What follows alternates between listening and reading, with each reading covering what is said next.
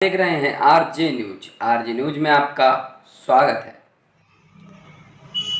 विधानसभा चुनाव को लेकर तमाम दावेदार सामने आने लगे हैं। ऐसे में आज हम ऐसे व्यक्ति से मुलाकात कराते हैं जिन्होंने हमेशा संघर्ष किया है, चाहे वो रोडवेज की राजनीति रही हो या समाज की राजनीति रही हो, उन्होंने बढ़ चढ़ कर भाग लिया है। उनकी पत्नी श्रीमती पुष्पलता पहाड़िया ने भी 125 कैंट विधानसभा से चुनाव लड़ रखा है। पहाड़िया जी, ऋषिपाल पहाड़िया जी इस समय फरीदपुर विधानसभा चुनाव लड़ने का मन बना चुके हैं। हम पहाड़िया जी से बात करना चाहते हैं कि वो किन मुद्दों को लेकर के इस बार चुनाव लड़ रहे हैं और उन्होंने किस तरह से उनको ये प्रेरणा मिली है।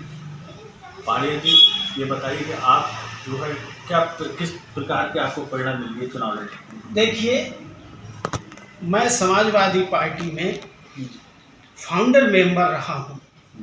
सर्विस में होने के नाते मैंने अपनी पत्नी को, आपको ध्यान होगा 1995 में समाजवादी पार्टी जब खड़ी हो रही थी तो मैंने वार्ड नंबर 2 हुआ करता था सुभाष नगर, जिसको एक विशेष पार्टी का गढ़ माना जाता था। मैंने समाजवादी पार्टी से 1995 में अपनी धर्मपत्नी पुष्पलता पहाड़िया जी को सभासद का चुनाव लड़वाया और समाजवादी पार्टी में हम लोग रहे। किन्हीं कारणों से हम समाजवादी पार्टी से कुछ दिन के लिए दूर हो गए। मैंने अभी रोडवेज से सेवानिवृत्त अवकाश प्राप्त लिया है और 26 नवंबर 2020 को मैंने विधिवत माननीय प्रदेश अध्यक्ष नरेश उत्तम जी के सामने समाजवादी पार्टी ज्वाइन करी। फरीदपुर विधानसभा सुरक्षित सीट है। इस विधानसभा सीट से आज तक मेरे समाज को, यानी खटिक समाज को, किसी भी राजनीतिक पार्टी ने टिकट नहीं दिया है, प्रतिनिधित्व नहीं दिया है। किसी भी पार्टी ने, मेरे समाज के लोगों ने फरीदपुर विधानसभा से तमाम पार्टियों से टिकट मांगे, लेकिन सभी पार्टियों ने हमारे खटिक समाज की उपेक्षा की।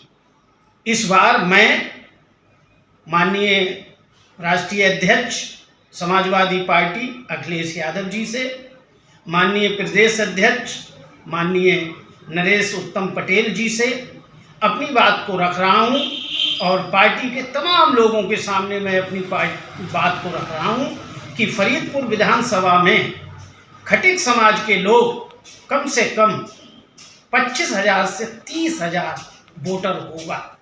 संख्या तो ज़्यादा होगी। हमारे समाज को आज तक राजनीतिक पार्टियों ने उपेक्षित क्यों रखा? मैं यही तमाम चीज़ें समाजवादी पार्टी के महानगर से लेके राष्ट्रीय स्तर के नेताओं के सामने अपनी बात को रख रहा हूँ।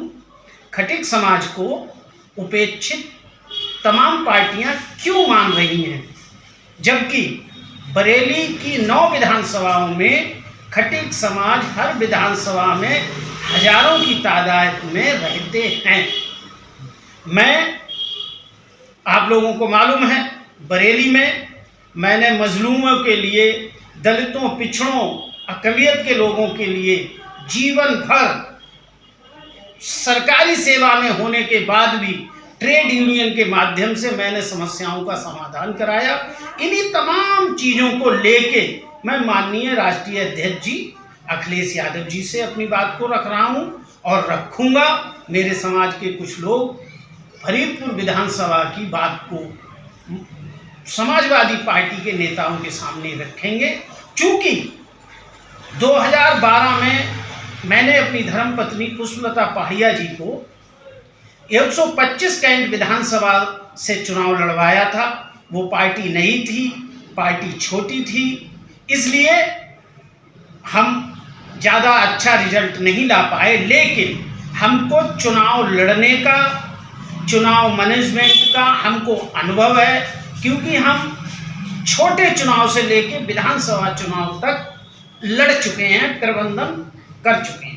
आपको टिकट की उम्मीद है कि समाजवादी पार्टी आपको टिकट दे देगी? समाजवादी पार्टी से हमको बहुत उम्मीद है जी, क्योंकि अन्य पार्टियां अब उत्तर प्रदेश में जो धर्म और जात की राजनीति कर रही हैं उनसे लड़ने की स्थिति में नहीं है।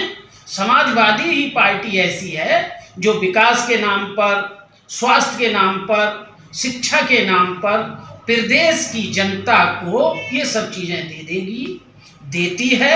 और मुझे उम्मीद है, मैं अपनी बात को, खटिक समाज के लोग अपनी बात को रखेंगे कि फरीदपुर विधानसभा क्षेत्र से आज तक किसी राजनीतिक पार्टी ने टिकट नहीं दिया है, तो समाजवादी पार्टी के नेताओं को सोचना पड़ेगा। और मुझे ऐसी उम्मीद है कि इस बार 2022 के चुनाव में खटिक समाज बरेली में समाजवादी पार्टी को हर विधानसभा क्षेत्र में जिताने का काम करेगा और बीजेपी को हराने का काम भी करेगा। मुझे उम्मीद है कि समाजवादी पार्टी के नेता मुझे इस बार 2022 में समाजवादी पार्टी से सम्मान देंगे। खटिक समाज पूरी कोशिश करेगा कि समाजवादी पार्टी 9 की 9 विधानसभाएं जिताकर माननीय अखिलेश यादव जी को 2022 में मुख्यमंत्री बनाने का काम करेगा। भारतीय जनता पार्टी से आप किस तरह से मुकाबला करेंगे? भारतीय जनता पार्टी के पास कुछ नहीं है। भारतीय जनता पार्टी के पास धर्म और जात के जहर के अलावा कोई चीज नहीं है। मंदिर मुद्दा माननीय न्यायालय ने खत्म कर दिया। वो आज तक किसी रोजगार नहीं दे पाए। कोरोना की स्थिति में जो 70 साल को विपक्ष को कोसते हैं, उन्होंने आज तक बरेली मंडल में एक अस्पताल नहीं बनाया। माननीय धर्मेंद्र यादव पूर्व सांसद जी ने बदायूं को एक इतना बड़ा अस्पताल, सरकारी अस्पताल दिया है। बीजेपी ने एक प्राइमरी स्कूल और प्राथमिक स्वास्थ्य केंद्र नहीं खोला। मैं आपके माध्यम से, आपके चैनल के माध्यम से बीजेपी को खुली चुनौती देता हूं कि वो अपने 7 साल के शासनकाल में और 4.5 साल के उत्तर प्रदेश के शासनकाल में एक भी अस्पताल बता दें, एक भी एम्स बता दें, एक भी विश्वविद्यालय बता दें। केवल ये फेंकू लोग हैं, बतौलबाज लोग हैं, जो 2019 में कहते थे कि महंगाई बहुत है, हमारे आने के बाद हम सरसों का तेल इस भाव कर देंगे, पेट्रोल इस भाव कर देंगे, गैस इस भाव कर देंगे, तमाम चीज़ें, डीजल इस भाव कर देंगे। किसान परेशान, दलित परेशान, ओबीसी परेशान, मुसलमानों को ये अपना नंबर 1 दुश्मन बताते हैं। अभी अयोध्या में जो प्रकरण हुआ है 18.5 करोड़ का, अब अंसारी को जिहादी नहीं कह रहे हैं, अब वो अंसारी जी हो गए। अंसारी जी, तिवारी जी मिलके अयोध्या में अभी एक और प्रकरण आया है कि 2 लाख की चीज अभी 20 लाख में जमीन बेची है। ये और प्रकरण नया आ गया।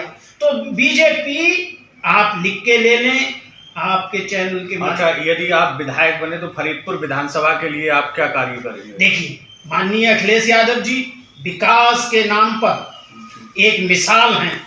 फरीदपुर में जो विकास नहीं हुआ है उस विकास को हम कराएंगे।